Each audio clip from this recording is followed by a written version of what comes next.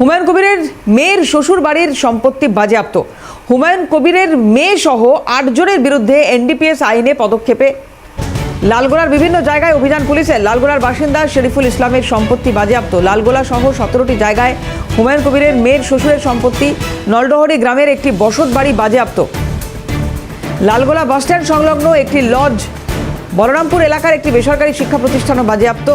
হুমায়ুনের মেয়ে নাজমা সুলতানা জামাই রেহান আলীর নামে নথিভুক্ত সম্পত্তি। হুমায়ুনের মেয়ের শ্বশুর শাশুড়ি এবং আত্মীয়দের সম্পত্তি। রাজনৈতিক চক্রান্ত বলে দাবি হুমায়ুনের মেয়ের।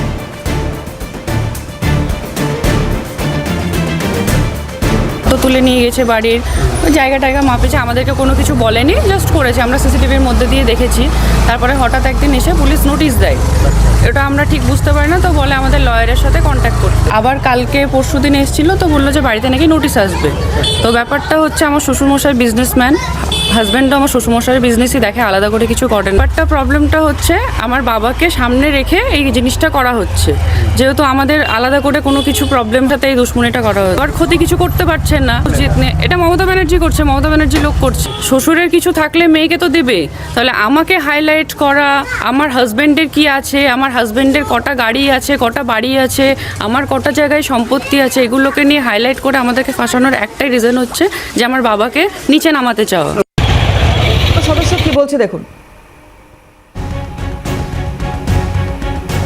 যে এলাকাগুলো আছে যেখানে ড্রাগসের ব্যবসা করে অনেক অর্থনৈতিকভাবে লাভবান হয়েছে, সম্পত্তি তৈরি করেছে, আমরা ড্রাগসের বিরুদ্ধে জিরো টলারেন্স রাখছি। এবং যারা এই সমস্ত অবৈধ কাজকর্ম করে সম্পত্তি তৈরি করেছে, শুধু তারা ইনভেস্টিগেশনে সীমাবদ্ধ থাকবে না, এটা ফাইন্যান্সিয়াল ইনভেস্টিগেশন আমরা যেমন করে তাদের প্রপার্টিগুলো আমরা ফ্রিজ বা সিজ করে সেগুলো নেসেসারি যে লিগাল প্রভিশন আছে এনডিপিএসের যে পার্ট অ্যাক্টে, সেইভাবে আমরা তাদেরকে ব্যবস্থা নেব।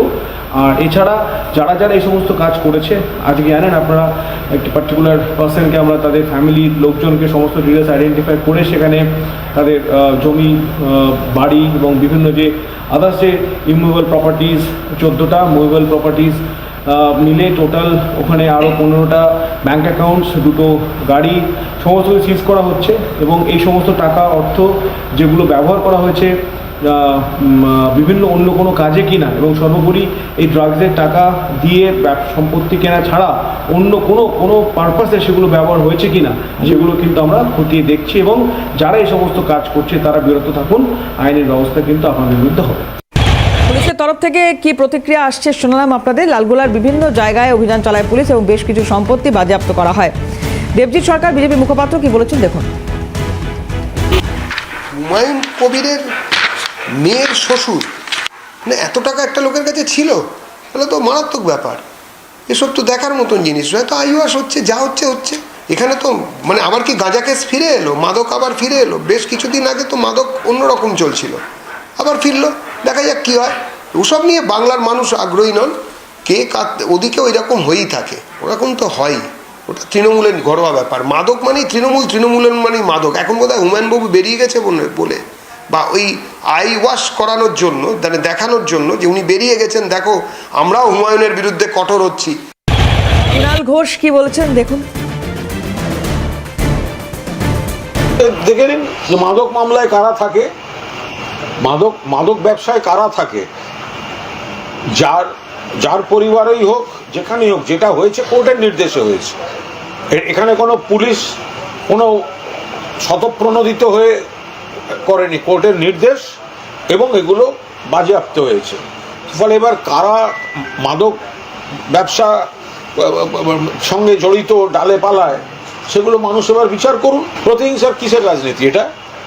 মামলা পুরনো, অর্ডার কোর্টের, ভিকটিম কার্ড খেললে হবে?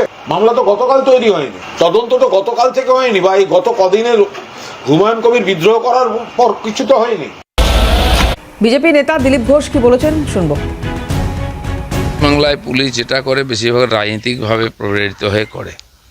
তো যদি অন্যায় করে থাকে তো নিশ্চয়ই তার ব্যবস্থা নেওয়া উচিত। কিন্তু হুমায়ুন কবির প্রশ্ন তুলেছেন, আওয়াজ তুলেছেন সরকারের বিরুদ্ধে বলে তার পরিজনের বিরুদ্ধে পুলিশ ঝাঁপিয়ে পড়বে, এটা গণতন্ত্রের মধ্যে হতে পারে।